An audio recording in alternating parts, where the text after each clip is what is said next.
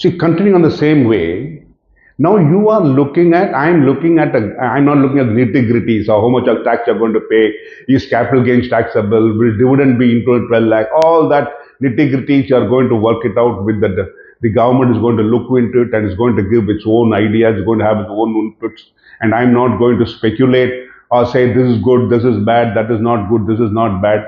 See, if you look at my personal view, shares market is an independent activity. It does not fall within earning, a salary, a continued, that is not the concept.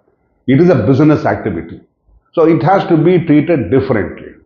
When you invest in a share, it's a different activity. It is not a regular affair. Unless you have surplus funds, you're not going to invest in your share, you're not going to invest in a mutual fund, you're not going to trade, so etc. All that is to be considered separately. Let us view it separately. Let us take it independently. I am not going to discuss whether it's right to tax capital gains at this level. Is it right to do this? I'm not going to discuss all that. That I'll take it as a separate topic because my view is totally different from the whiners' view. Because the whiners want, I'll just complete this and tell you what is the development that is going to take place over a few years. So if you look at it, now today, you are going to have so much of surplus fund floating all over India. And that means the government may have to, the banks will maybe flush with funds. And so, one way would it be that the government need not push money into the, liquidity into the market. Maybe this push given by the government of giving opportunities of spending, if the long shot bet on which the government is betting on, I told you Royal Ascot race, if we are going to bet on that, that's a long term, India is going to benefit from the spending of this additional free cash flow available to the public, then you are looking at liquid funds sloshing in the market. And when this happens, there will be newer opportunities available for people doing startup funding, where when a company will be able to set up just like those international investment advisors like KKR and Blackstone and so many other companies. So India can start a wealth fund for itself, guaranteeing returns into which we can invest, so that India can start developing its own investment, platform based on which it will be able to assist other companies, other governments, just as the bigger corporations which run in US and sovereign wealth funds of the Western nations, including the Arab nations. We can start looking at it, an idea can come into somebody's mind. Let us do it and let us take that forward. Because India is now having free cash flow available with them, and let us use it usefully, giving them higher returns for which opportunities can be given by the government. That can be another step by the government to look into this angle of increasing the investment opportunities and increasing returns for the people who are willing to look at it, at a better opportunity.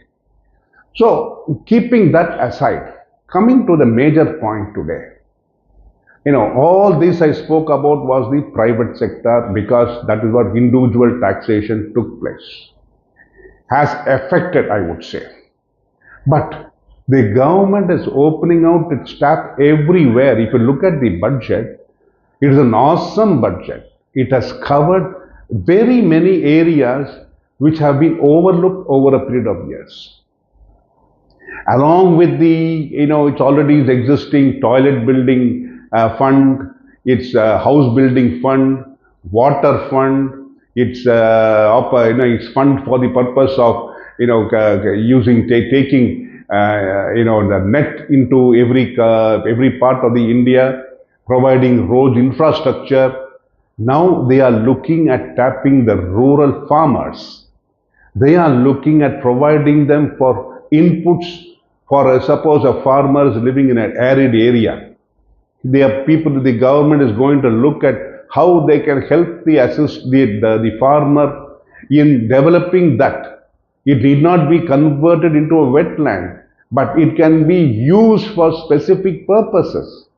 Scientific analysis can be made of the soil, scientific, evidence, things can be collected, and fresh information can be given by the government to those farmers, assist them so that they come out of the poverty level in which they are mired here today.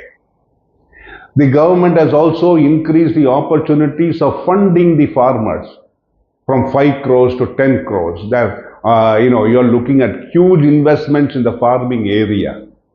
And I'm sure that in a short while, the farmers who are agitating for MSPs will come around and take it favorably, because they can also understand what the government is looking forward to, helping them with the better facilities, better infrastructure, better opportunities, with scientific inputs is what this government is looking into.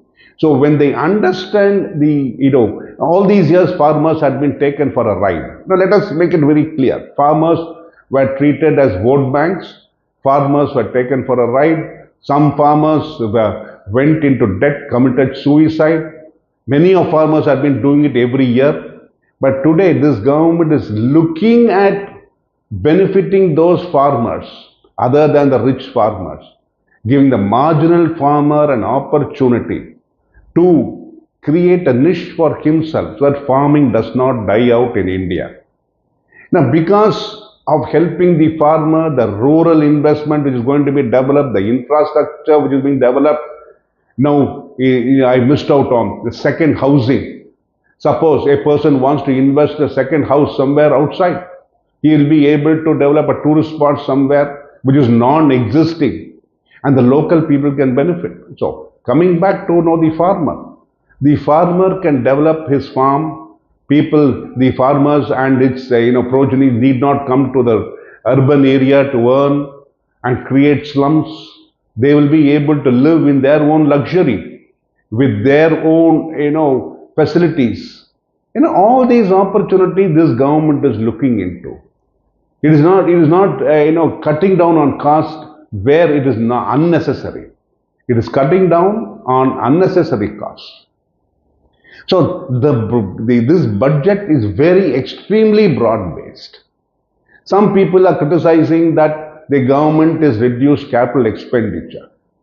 The capital expenditure has been there and it is continued by the government, but there is a necessity that private enterprise also enters that area. It cannot be just left to the government. But then people will say, you're taxing higher, you're using so much of my funds, you're not giving anything back in return. When I use those funds given to you purposefully in investment opportunities benefiting the whole nation, then the government can step out of certain areas and they can use it.